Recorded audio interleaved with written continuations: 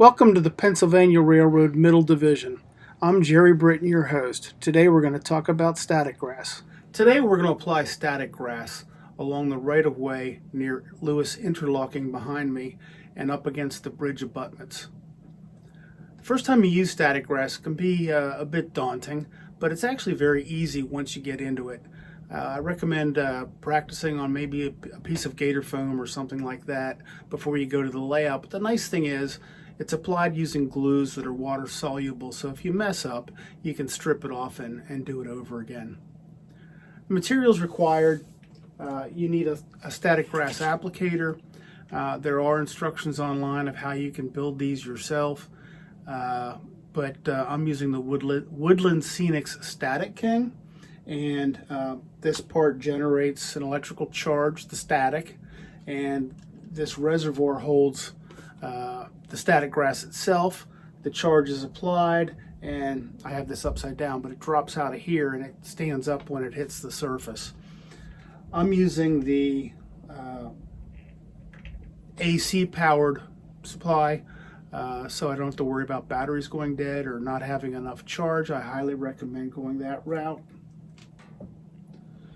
You also need the static grass itself. These are available in a variety of colors from a variety of vendors and in multiple lengths, usually measured in millimeters. I have a mix of 2 and 4 millimeter here. I find that if you're doing a meadow scene, anything longer than that is really too high or a rarity in nature, because the grass is going to be as high as an HO scale figure. Different vendors that are available for this: Woodland Scenics, Scenic Express, Nock, Saflor, several others, quite a few. You also need glue. I'm using Static Tack from Woodland Scenics. You can use regular white glue if you want, that's fine. Static Tack tends to be tackier than white glue, and it also sets up quicker, which is helpful. You need a brush to spread the glue around a little bit. It doesn't need to be as thick as when it comes out. I use a cheap throwaway foam brush that I get at Walmart.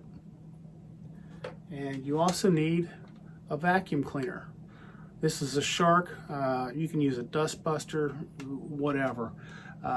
You want to start with the bin empty, because you're going to find with static grass, probably 75–80% of what you apply is not going to be needed. It's outside of the glue area, so you can suck it up, you can take it back out of the vacuum, put it back in the reservoir, and use it again. So that's a nice feature. So that's what you need. What I'm going to do is move the camera up on the other side of this wall so it can shoot down at what I'm doing and give you a good close-up look. All right, so what I want to accomplish here is add some static grass to establish the edge of the woods, and also some scrappy weeds in between the main line and this switching lead. And we're going to come out and put some grass over the end of the rails here where they're not hit much, and come on out here to the edge of the bridge abutment. Now, there's going to be trees in here and back here, so I don't need the static grass there. Typically, it's not going to grow there. It's going to grow outwards out in the sunlight. So, I'm going to take my static glue, the tacky glue, and just put a bead down along the edge there. And I want to get it a little heavy down around the end, and quite a few spots up through in between the tracks, make it a little spotty. That's it with this section. I'm going to take my brush and I'm going to knock that bead down a little flatter, and I can also dab it out into some of the other areas a little bit.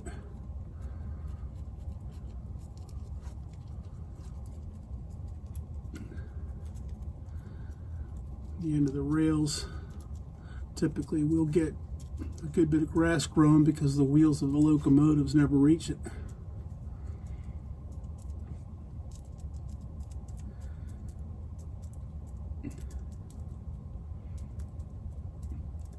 I haven't ballasted my crossovers yet, just in case I have to adjust them at all. We then turn on the static grass applicator. I shake it up a little bit, get things moving, get the charge moving. And then what you do is you turn it upside down, or right side up, right above the glue area, and you shake it. And you want to be about an inch above the glue. And if you look closely, you'll see the grass falling in a vertical fashion. And it'll stick to where the glue is. It'll also go a lot of other places. But as I previously said, that'll just vacuum up then when we get to that point.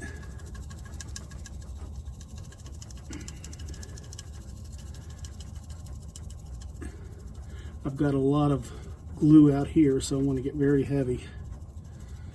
All right.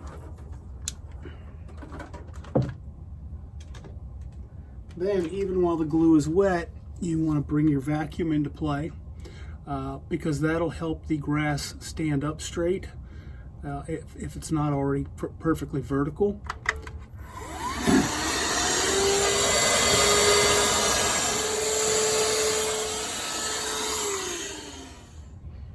Over on this side, this is an area where the tower is going to go.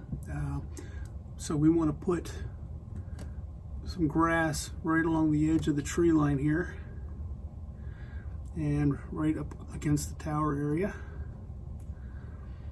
Same on this side and down along the bridge abutment.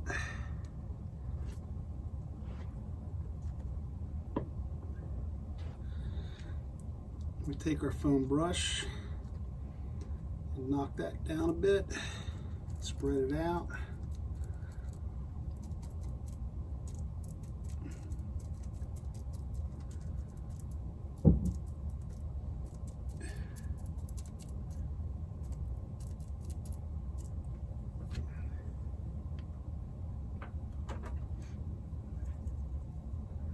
We've got our static grass applicator, and it comes with a an alligator clip that you have to apply to the layout, which draws the charge through and creates a current. It can go anywhere within a few inches of where you're applying the static grass. So you come along and you shake the static grass on.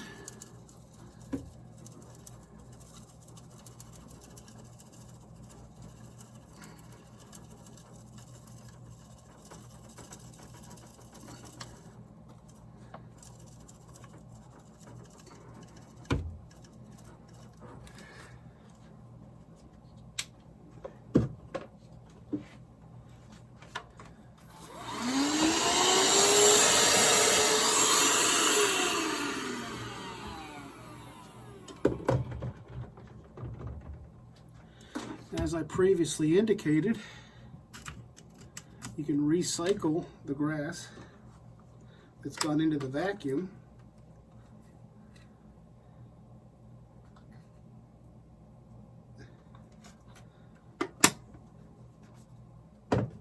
Which saves on material. I'm going to add a little more fresh stuff.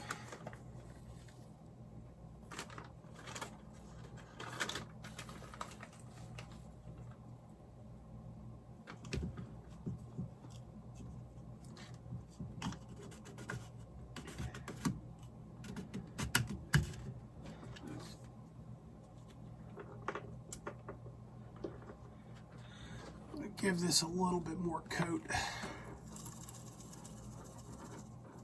And you can see with more in the applicator, there's a lot more falling on the layout.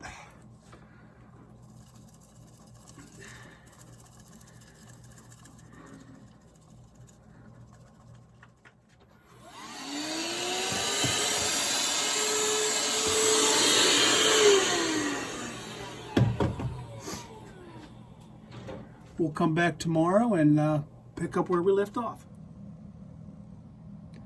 The view from the tower after it's all dried. You can see all the way down Roundhouse Road. I've got the grass completed.